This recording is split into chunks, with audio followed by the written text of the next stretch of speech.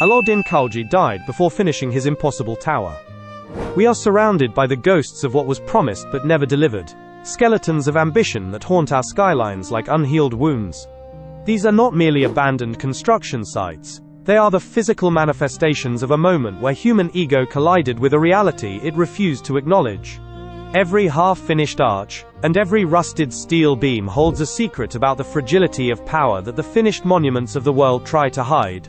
While textbooks point to empty treasuries or sudden invasions as the cause of these failures, the truth is often buried in the psychology of the men who commissioned them. They weren't building for the present, they were attempting to freeze time itself, unaware that the very scale of their dreams was the poison that would ensure their collapse.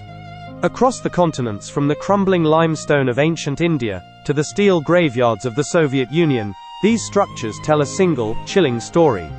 You must look past the ruins to see the shadow of the one decision that turned a masterpiece into a pile of rubble, and why the most terrifying thing a builder can leave behind is a project that is nearly done.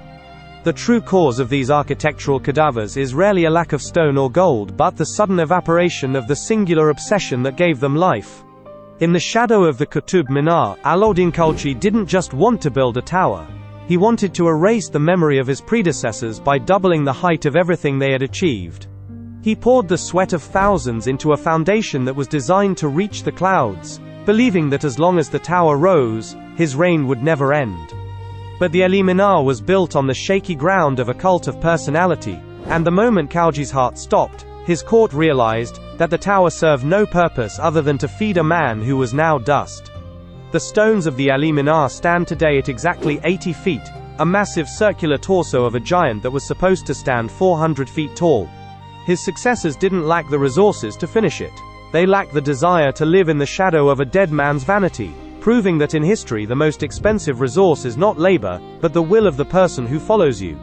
The silence at the construction site was not caused by a strike or a war, but by the quiet realization that the tower was a tomb for an ego that no longer existed.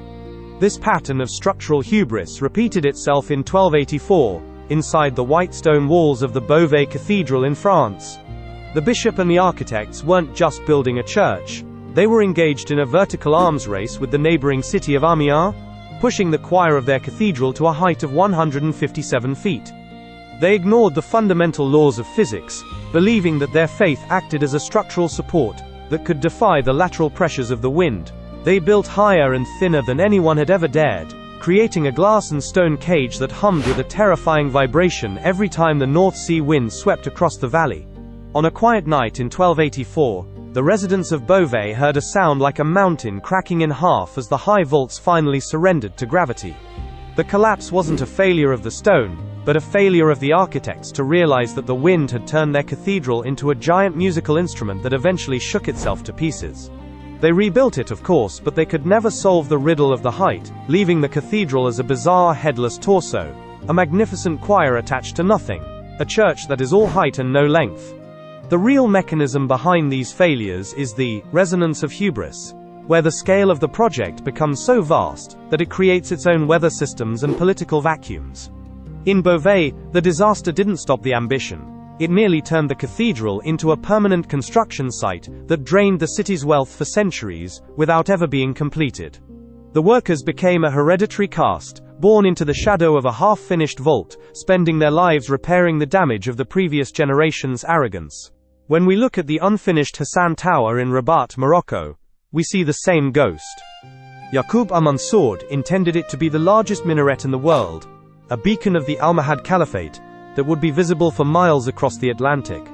He built ramps instead of stairs so that the call to prayer could be announced by a man on horseback, but like Khalji, al-Mansur's death in 1199 acted as a structural collapse, more devastating than any earthquake.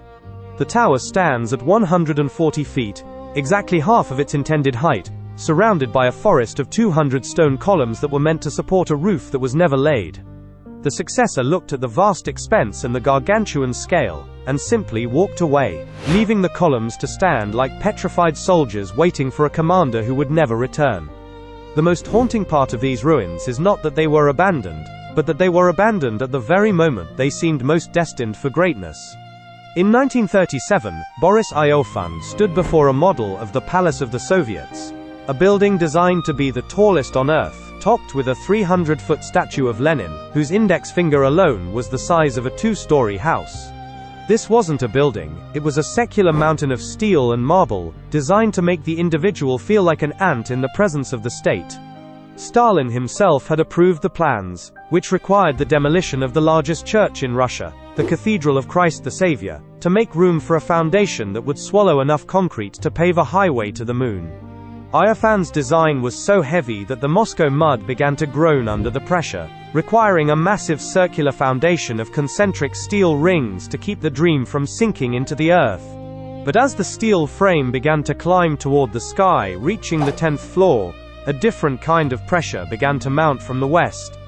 The steel that was meant to form the ribs of Lenin's chest was suddenly more valuable as the armor plating for T-34 tanks, and the workers who were bolting the dream together were handed rifles and sent to the front.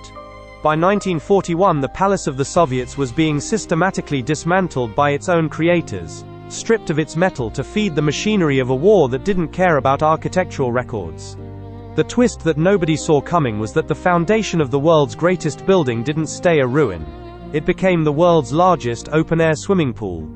For decades, Soviet citizens swam in the footprint of a titan, doing laps where Lenin's feet were supposed to rest, a surreal, watery grave for a vision of the future that the present could no longer afford to house. The dream of the tallest building in the world ended not with a crash, but with the splashing of children in a heated pool, a domestic irony that would have horrified the men who blew up a cathedral to build a monument. Across Europe, in Barcelona, Antoni Gaudí was engaged in a different kind of impossible construction. The Sagrada Familia, a building he knew he would never see finished. Gaudí didn't use standard blueprints. He used a complex system of hanging weights and strings to mirror the natural curves of the earth, creating a structure that grew like a forest rather than a building. He lived as a hermit inside the construction site, his clothes held together by safety pins, obsessed with a geometry that only he fully understood. On June 7, 1926, an old man was struck by a tram in the streets of Barcelona. Because he looked like a beggar and carried no documents, he was taken to a hospital for the poor and left to die in near anonymity. It was only when a priest from the cathedral recognized him that the city realized they had lost the only mind capable of deciphering the stone forest he had planted. Gaudí's death didn't just stop the construction, it left behind a riddle in 3 dimensions that architects have been trying to solve for over a century, using computers that didn't exist when the first stone was laid. The Sagrada Familia is unique because it is the only unfinished masterpiece that has successfully outlived its own era, continuing to grow like a coral reef through the Spanish Civil War and the Digital Revolution. During the war, anarchists broke into Gaudí Falque's workshop and smashed his plaster models, believing they were destroying the blueprint of a dead religion, unaware that the logic of the building was already etched into the stone itself. The workers today are essentially forensic architects, trying to channel the ghost of a man who died with the secret of the roof still locked in his mind. The building is scheduled for completion in 2026, a century after Gaudí's death. But many fear that the moment the last stone is placed, the magic of the structure will vanish. It is the state of becoming that gives the Sagrada Familia its power, a living organism that thrives on the tension of being incomplete. Yet, as the cranes finally prepare to leave Barcelona, we have to ask, was the building ever meant to be finished? Or was the process of building it the true monument? The secret history of the unfinished is that these structures are the only ones that truly achieve immortality, because they never have to face the indignity of decay. A finished building begins to die the moment the ribbon is cut. It becomes a slave to maintenance, a victim of changing fashions, and eventually, a candidate for demolition.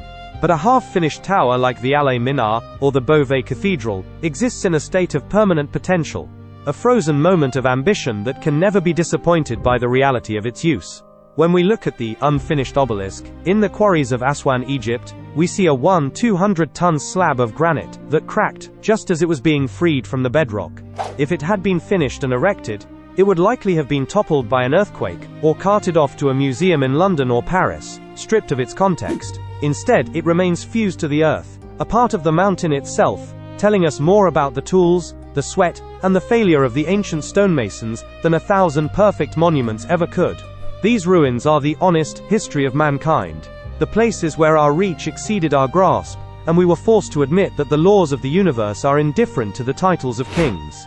They remind us that civilization is not a series of completed achievements, but a continuous struggle against the gravity of our own limitations.